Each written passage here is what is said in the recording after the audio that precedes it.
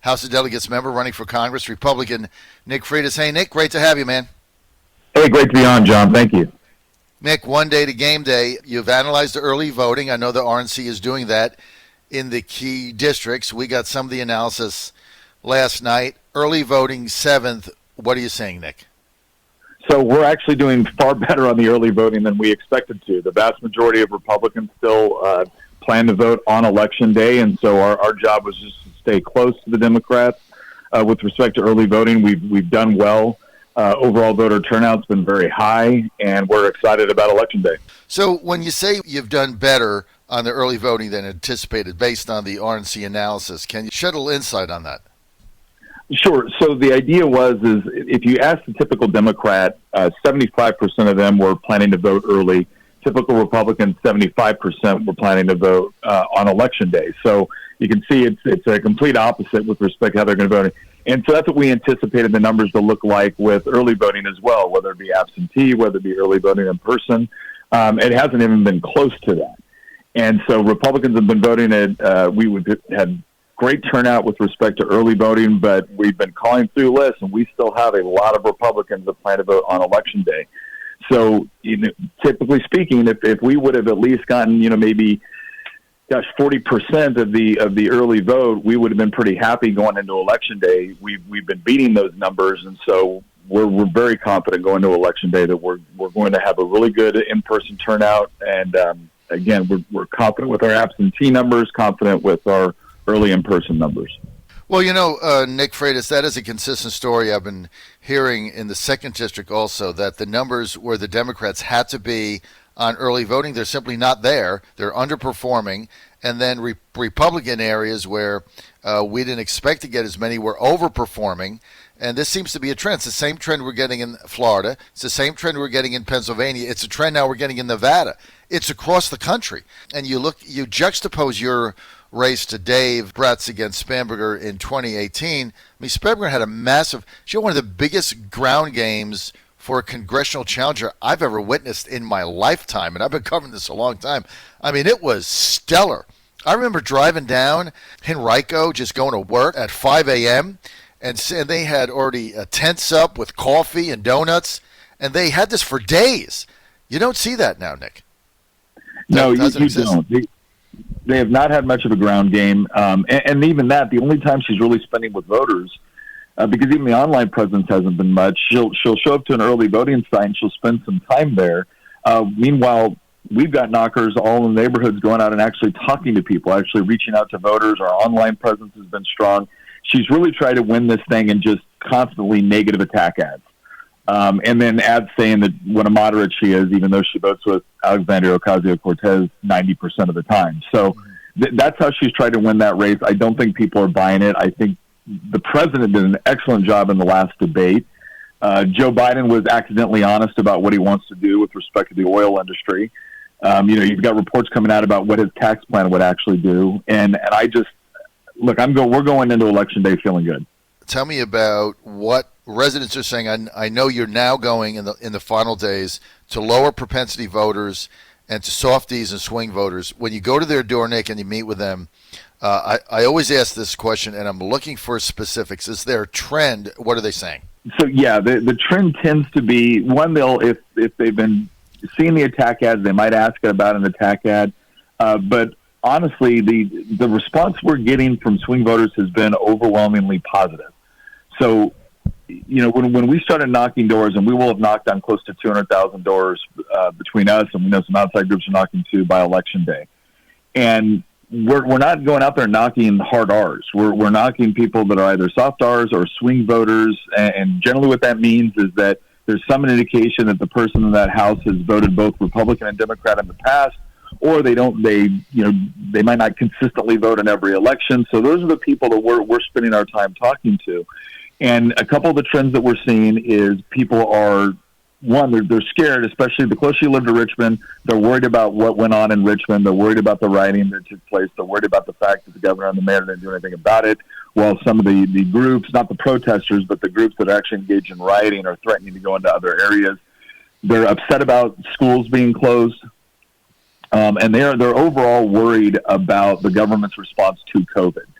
And part of that's from a healthcare component, and part of it is from the economy. The idea that we would lock down the economy again is something that people are looking at, and they just, it's hard enough for them to have kept their jobs. It's hard enough for them to have kept their businesses open. And the idea that we're going to go through a massive government lockdown under Joe Biden, when the World Health Organization, when medical expert after medical expert has come forward and said that is not the right thing to do from an economic perspective or a healthcare perspective, that's the part. And then you contrast that with, again, we just had 33% growth in the third quarter, predominantly in those places where they're actually allowing people to get back to work safely and responsibly. That's what people want to see. They want to see a plan for it. They don't want to keep hearing doom, gloom, and the new normal that the Democrats are offering us. So what is the plan to get through this? And we're offering one, and the other side is not. I think this has been consistent now, what we've heard across the country. Trump is surging right now, Nick. I mean, we look at the numbers in Florida, in Pennsylvania. He went to a rally in Bucks County, Lewiston. He had 58,000 people on a Saturday night. Nick, Who does that? I mean, this stuff's unheard of. We have caravans going through Richmond. We got another 350 people last night. I did a rally in Virginia Beach where there were 300 people there yesterday in the rain. Now, we're doing one this evening in Richmond. Tell everybody about that, the Tim Anderson one. Yeah, we got the Tim Anderson one that you're going to be hosting. We're going to have Daniel Gade there, Leon Benjamin, myself will be there. Tim's going to be talking, and I think we're going to have great turnout for that as well. And you're right. And one of the things that they're noticing, and they completely disregarded this in 2016 to their peril, is the enthusiasm. I think I heard a speaker say it best the other day. We were actually having a rally up in Culpeper where we probably had, close to 300 people come out. And the speaker got up and said, hey, for whoever's parked in the two places on the side of the parking lot there, we need you to move your car. That's where the Biden rally is going to be. Because there's no excitement on the other side. There's a lot of, hatred that has been in large part fostered by a media that is just openly hostile to the president. Doesn't matter what he does. And they've tried to drive that narrative home for the last 4 years. They've done everything they can to possibly obstruct him. But ultimately, when you look at the other side, our voters are excited about getting out for two reasons. One, they feel like the president has made good on what he said he would do. He said he'd cut taxes. He cut them. He said he'd cut regulations. He cut them. He said that we were going to restore peace through strength. Now we've got peace deals in the Middle East and the Balkans. Democrats can't even get peace deals in Portland. Right? When it comes to criminal justice reform, something Democrats claim to care about, this president has passed the most comprehensive criminal justice reform in a generation.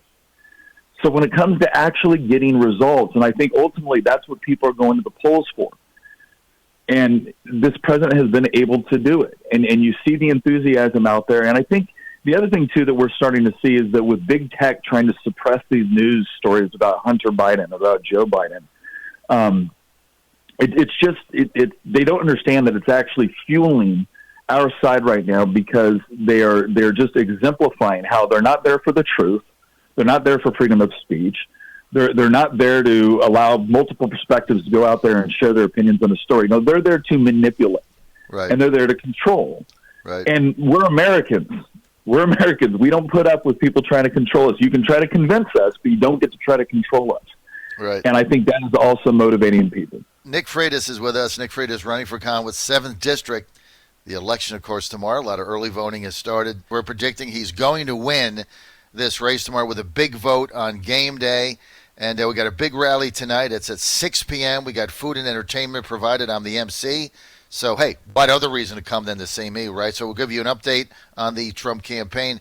Nick Freitas is going to be there running for Daniel Gade, Leon Benjamin running in the 4th District. This is at 6 p.m. tonight. There'll be food and entertainment, and it's at the Great American Ranch, 13995 Raised Antlers Circle in Midlothian. That's the Great American Ranch. You can just Google the address there. It's at 6 p.m., and we're looking for a huge turnout tonight. This is a big one in the 7th District. This is a big send-off. We want 500 people out tonight, so tell all your friends, join us tonight. Whatever you're doing, drop it. Join us tonight at the big rally. Nick Freitas, Daniel Good, Leon Benjamin, and many, many others. So you want to be out there. Nick, you got the triumvirate of fake polls, CNU, VCU, this U, that U, Roanoke, Wasson Center, all of them always wrong. They provide a narrative. They've all got you losing big. What do you make of these? Specific polls in our race, they definitely polled a lot with respect to the president. I think the average they have right now is the president down 11 points in Virginia. I think that's wrong. I think it's wrong for a couple of reasons. One, when you look at, obviously we don't have the same sort of party registration in Virginia that you do in other places, but if you look at what party registration has done in places like Pennsylvania, Florida, Michigan, Democrats always had like a huge advantage, like 200,000, 400,000, 600,000, 800,000 more registered Democrats than Republicans. And what you've seen over the last 4 years is that lead shrink significantly. And so that lead that they've had has only gotten smaller over the last couple of years. And if you think to yourself, all right, well, if Trump was able to win Pennsylvania, and he was able to win Michigan, he was able to win Florida when the voter registration fractions were so much more in the Democrats' favor, what makes them think they're going to do better this year? And if you see the same thing if you see the same thing in Virginia, where we don't have party registration, but by the same token, you've seen registration in more conservative areas shoot up. And part of that's a result of people wanting to support the president. Part of that is a result of Democrats finally being honest with us about what they actually want to do. We saw it in the Virginia General Assembly. They said nobody wants to take your guns. They got power. They immediately started dropping bills to take your guns. They said that they were pro-business. They got in power. They immediately started trying to raise taxes, raise regulations, control businesses within the Commonwealth, doing all sorts of things that are going to lead to economic problems now and for years to come as a result of their policies. So people learned firsthand here in Virginia what happens when liberal Democrats get in charge, and voter registration is shot up in Republican areas. And so I don't know, I've never been, it's amazing. I'm an elected official. I've never been a target of a poll. Never once have I been a target of these polls. In fact, I think I might know one person that has ever been called for one of these polls. So I don't know who they're polling. Well, that's because you don't know enough Democrats, because they poll the Democrats. I mean, I just had Joe Morrissey on, and I love Joe. He's my best friend in the world. I love Joe like a brother. And he's spewing out, do you really think that these colleges are, manipulating these polls for a narrative? I mean, these are colleges with PhDs. I'm like, give me a break. These are designed to drive a narrative. And here's the narrative. It's the same. And you know what? I'll tell you the other thing, Nick. It's boring. It's not even interesting. I mean, I don't mind if you mislead me as long as it's interesting. But they're boring. It's the same old stuff.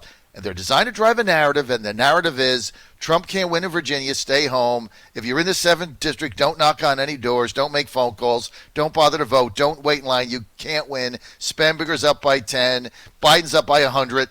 That's their narrative. And so when you look at the crosstabs, what do? They profile a preponderance of Democrats in Northern Virginia. I mean, that's basically their whole model. And so that's why you get these numbers. Each poll has Biden up by 12 and Spanberger up by what? 7. Spanberger's not going to win your district by 7. I mean, you got to be kidding me. That's the thing, John. When you look at it, like who? Because again, we haven't seen they have almost refused to do any polling on the 7th District this entire election. I mean, when everyone acknowledges is one of the top swing districts in the country, and they have not done a specific poll on the 7th District this entire election. Why is that?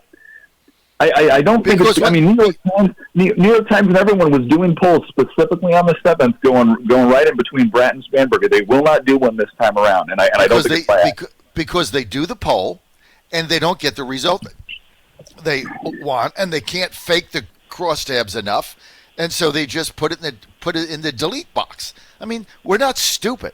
It's like the Wasson poll has got Elaine Luria up over Taylor by 7 points. Taylor's going to win this race. It's not even going to be close if you look at the early voting numbers and what he's got going on. These polls, they're off by 10. They're so asinine, and that's why I think you're going to win. And the reason, Nick, they're not doing polls is because, I'm telling you, they do them, it doesn't fit their narrative. All they want to do is send out a narrative that says Taylor can't win, Freitas can't win, Trump can't win, it's a blowout. What is it designed to do? Don't knock on a door. Don't do your ground game. Don't make a phone call. Don't give any money. Don't wait online. You might die. Stay home. That's the narrative that they put together, and they're going to get egg on their face again. But it's the same thing they did in 2016, and it's boring, Nick. It's boring. Yeah. No, it is. It's like you said. If you're going to come after me, at least be clever about it. make it somewhat entertaining. But no, it's a tired narrative. People aren't buying it anymore. And like I said, the biggest problem that we've seen in so many of these, whether it's with the polling or whether it's with the media narrative, I was talking to a reporter not that long ago, and I said, "Look, here's my problem." I said, "You can endorse my opponent." I said, "You can tear me to pieces. You can do whatever you want. But once you stop quoting me in context, once you start making it obvious that instead of being an objective reporter, you're being an editorialist, I'm not talking to you anymore." It's one thing to say I'm an editorialist. I have a dog in this fight, and I'd like to ask you some questions. That's fair. That's fair. But it's when you go around pretending to be completely objective, completely neutral, right. And that's what the major networks have done. That's what some of these polling organizations have done. And again, I think you're right. And for those that would, because I get where Joe's coming from on saying, well, look, these are respected polling institutions. They want to do it. Yeah, and you know what? I probably would have bought that 10 years ago. But at this point, I feel like the media has become so unhinged. I feel like the university system, in many respects, has become so unhinged that they think, well, no, this election's different. It's not good enough for them to just put out objective evidence and facts, ask questions. This one's different. They've got to tip the scales because they are so convinced that Biden has to win, and that's what makes it scary. Not just because I don't want Joe Biden to win and I want Trump to get reelected. What makes it worrisome to me is I feel like they refuse to have an honest conversation, and when it no longer becomes about the pursuit of truth, when it's purely about achieving your political objectives. That's when we start to lose faith in institutions, and I don't want to see that happen.